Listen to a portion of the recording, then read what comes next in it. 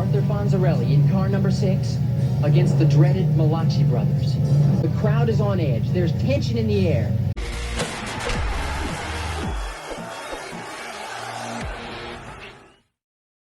Here we go, day one of pads. Exciting stuff. It's clearly a big shift for what I'm going to be doing here and for what we're seeing. This is going to be a no BS. I've promised to give you guys my honest evaluations, and I'm going to. There's good, there's concerning, and there's bad. So I'm going to dig into today's practice with the pads. It's just a data point. It's still a little translucent.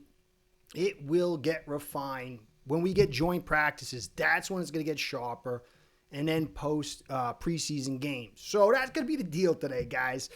Please like, subscribe, comment, and view. All that stuff keeps Curtis in the base, and I like that. Because without you guys, this show ain't going down. Got to get that back in. Anyway, let's dig into it. I saw a tweet by somebody, I'm not going to say who, but it was like, oh, you guys are bitching in 2023 and we won 11 games. Now, there are people out there who are just fans, and I can understand that from that standpoint. But if you're an evaluator of talent, bitching is an emotional response. It's got to be about evaluations, your brain. Good, bad, what I see, what I don't see. So what I do here is not bitching. It's not cheerleading. It's trying to give you an honest eval. And today had some good stuff. But there is also the concerning, which all this could change, but some of the bad, I don't think it's going to change. So, and that really revolves around mostly about injuries. So I got a plethora, use my $5 word, of information, takes from all the people. And there's so many people out there that I got to say thanks to, that at the practices that give you their evals. And that is critical for this stage. So I want to say thank you to those out there. Now, clearly, Ashton Davis, he wasn't a first string guy, but he was a critical piece in that back end for our safety group. You can see here, it started out not so hot. You can see Alan Poupart, teammates, including Minka Fitzpatrick, came over to talk to Davis. He's now walking gingerly towards the inside of the facility, coming over to talk to him. Tua was coming over to talk to him. And that clearly was a very concerning sign. Then we got this image here of him coming out on a boot after practice. And when you piece it all together, that's likely long term. Not good for us. But Chris Kaufman did a real cogent take on this. Ashton Davis injury sounds rough. Have to feel for him. Tendency to get injured has been a major impediment to his career, taking off the way it otherwise could have been. Could have. Has dealt with concussions, ankle, groin, hamstring, shoulder, and foot injuries during his 5-year career. Now this. When you roll, especially for us, when you roll the dice, look at Alexander. He's already dealing with swollen knee. But when you roll the dice on injured players with a long history, there's a high likelihood you're going to crap out. We tend to crap out more than others. The loss of Davis, with Iffy still being gimpy, is a major problem. If we didn't have Minka, it could be devastating. I think that he's going to miss the season. It makes the return of Cater even more critical, not at the safety group, but in the cornerback group. But this is a big blow, and we've got a long way to go. It seems that our cornerbacks, defensive backs, are taking major injuries, and it looks like he's done for the season. Sucks for us, sucks for him, but we bet way too much on older guys and injury-prone guys. It's an MO of Greer, and it's a loser, and you wonder why he keeps rolling the dice on this losing theory, but that's for another day. Here we go. Let's move on. Now, there's some good stuff, too. If you really look at our offensive line, it didn't perform well as a unit. I'll get into that. TD Finstock did a great job of play-by-play results. I'm going to get into that. But from an individual standpoint, there are things to be high about. Jonah is looking good. Paul is looking very good.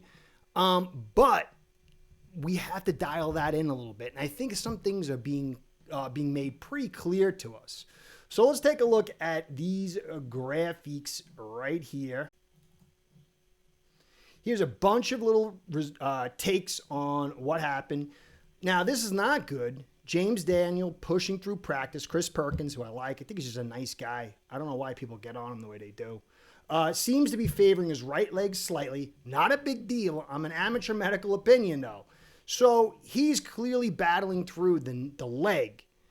How quickly that thing rebounds, if there's any setbacks, obviously it's a huge deal. But he is practicing, but you got to wonder. This is a less than 100% leg. What does it mean long term? But it's something to keep an eye on. And again, with the injury things, it's a big concern, but at least he's there. Will this leg get stronger and him get to full strength, or will it slow him down as this time goes on? We don't know, but you got to keep a clear eye on it, especially with Brewer out, who's still not in. But on a good side, you can see here, Paul just completely stood up Chubb. Chubb tried to redirect the spin, but couldn't escape the jaws hand clamp of Paul. Confidence of a young LT continues to grow with a fantastic first week. A ghost of Adam Gase. I love that name. Patrick Paul having a hell of a first day in padded practice. But a little dialing it in here, from an observation I saw by Cam Jordan, who I like. I think he's a good guy. Chubb beat him with another inside move. And if we go back, not just me, I talked about it, but other people, he has a tendency not to be able to get back when he gets too far out. Sometimes it's just his size. Sometimes he's not sinking down. But the inside move has been a thing for him, and he was beat twice by Chubb. Now, the bad news is he was beat twice by Chubb. The good news is Chubb is one of the maybe top 5 or 8 guys in the league that can do those kind of moves with that explosion. So it looks like that Paul is going to have this issue, and he'll be able to mitigate it a little bit going forward, but it clearly means that in this regard, against these smaller guys, but comparatively to big guys like Chubb, who try to do these little spin moves or power moves, if he gets his hands on you, you're screwed. That's great. In our system, the left tackle is like the right tackle. To his blind side is on the right.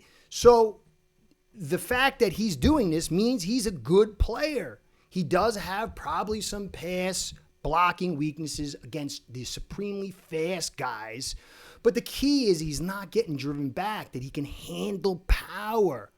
That means this guy is clearly going to be a player of some level and a starter for the Miami Dolphins. Will he be Tehran? Will he be all pro? If he can handle these inside moves, yeah. Until he does, it's going to be a little weakness. But the majority of players don't have the skill set. This is great news. His conditioning, his growth appears to be there. If he gets his hands on you, you're done. And that also means in the run game. So this is great news as far as Paul, but we have to be realistic of what he is. And what he's doing now is good enough to be a very good player for us at this stage. Wingfield, Kenneth Grant is taking dudes for rides one-on-one. That's always nice. I saw him take Jonah, who might have been the hardest dude on the team to move, and walked him back several yards. Conversely, nobody's got an inch on Patrick Paul. Pure stonewalling. So Paul is clearly a guy who's got the power. You aren't moving him. You got to go around him. Great news. Great news for Grant, moving guys. Now, Savaianaya, one of his things was the handling of power, the bull rush, and being able to dig guys out.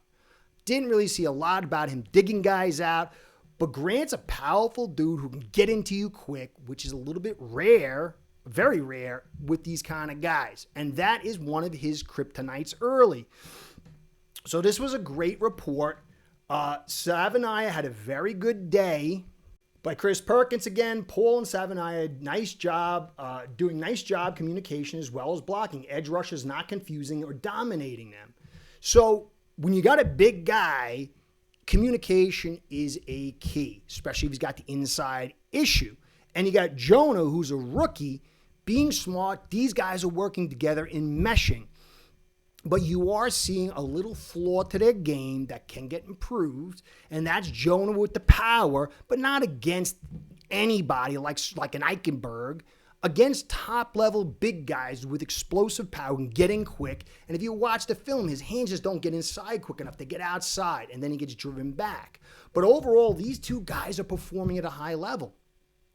They aren't perfect yet. So this is great news.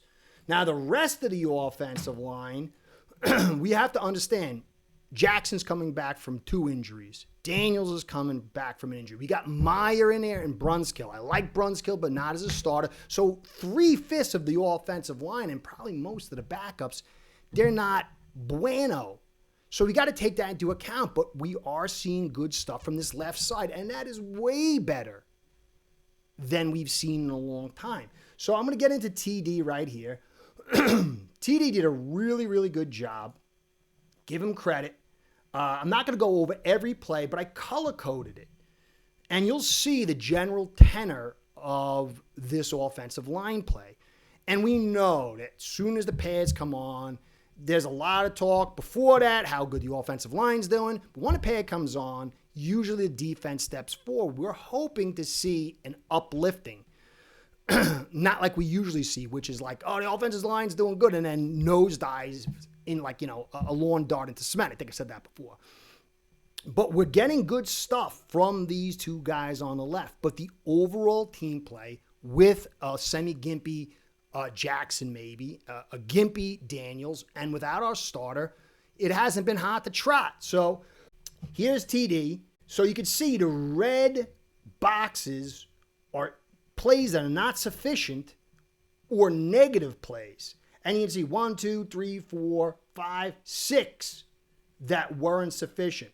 You see 3 runs that were sufficient in the green boxes. And then in the purple boxes, you see 1, 2, 3, 4 plays where there was pressure. And when you take the red boxes and you take the purple boxes and you compare them to the no boxes and the green boxes, the dominance went to this front and the offensive line didn't do its job. But that was just one grouping. Let's try to look through them all. Here's another one. You can see 3 pressures out of 10 plays, 4 negative runs out of 3 negative runs out of 10 plays. So that's 11 plays. So you're talking about maybe 55% weren't winners. And then we'll keep going. You can see here, out of 8 plays, you had 50% where there was pressure or a negative or not a good enough run. So this is not definitely what we want to see. You had 2 positive runs, and you had 2 negative runs. So that's 50% on the runs, and you only had 1 pressure out of 8 passes. So the pass game did improve as far as the protection in this 3rd session, but still the run game was 50-50.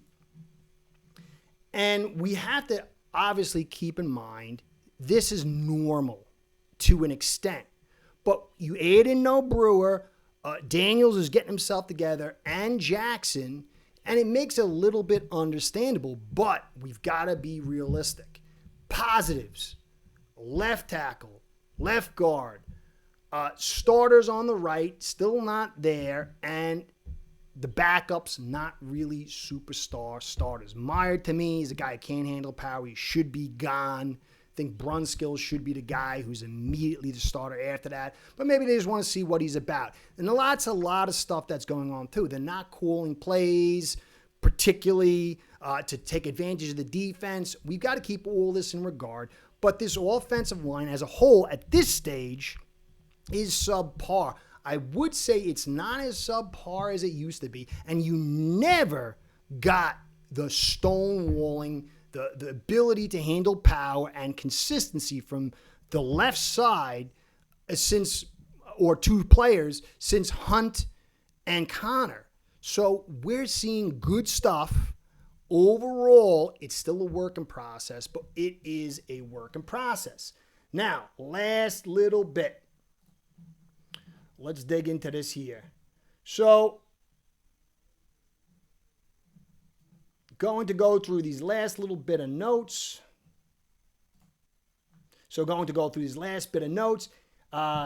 Stat, Cam Smith ain't making this team. He's not running with the first or seconds. He just looks uninterested on one knee. Right now, Cater out, it looks like Kendall, Sherfield, or Storm Duck. We know he's done, and it looks like he's on his way out. Perkins, Jonah have a nice day. Good match with Grant on that pass. Grant kept coming, showing good motor. So it's good for Grant, good for Jonah. But Jonah stayed on the block. Nice work by both. Big for us.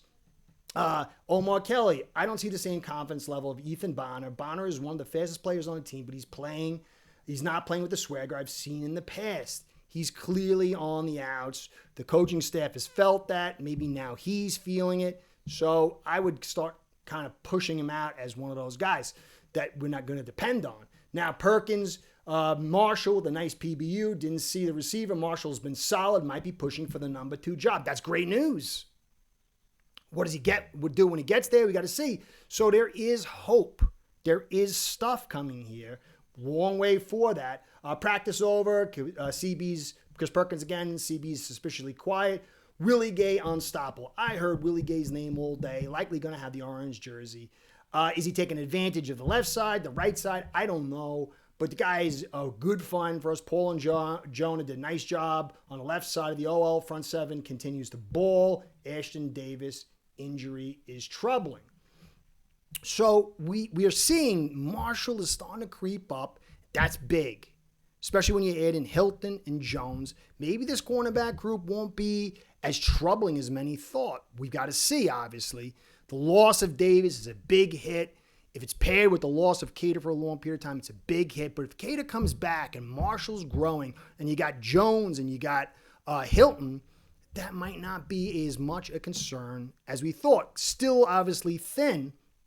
But then you get Willie Gay, who he signed for a song and a dance. And you add him to Dotson and you add him to Brooks. Very nice find. Then the offensive line. We've got to get a bunch of data points. But what we're clearly seeing is Pole's not going to be bull rushed. Jonah is working well with him. They're doing good with the stunts and switches, which is massive. He does struggle a little bit against these elite big guys with speed, which is not a lot of them. We got to keep our eyes on that, but he's doing good. So you've got 2 guys for the future. Meyer is not the guy. Bruner is not the guy you want. Brunskill is not the guy you want to start long term. We don't know who is winning here and losing there. Daniel's still got a gimpy foot. Got to watch that. And overall, the line's not doing its thing. Let's see what happens over the next couple of days. And the real big tell will be these joint practices. So there's a lot of stuff to be happy about. And there's some things we got to keep our eyes on. And obviously, this continued knocking away of our defensive back group is a big deal. But there is some signs of life with Marshall, Hilton, and Jones. So that's it for today, guys. No BS. I'll try to get back to you with less no BS tomorrow when I hear what's happening. That's it, guys. Hope all's well. Curtis saying, be well, go Fins. Curtis out. Start building your own online sports book today by getting signed up with aceperhead.com service that'll allow you to book action on sports from all around the world.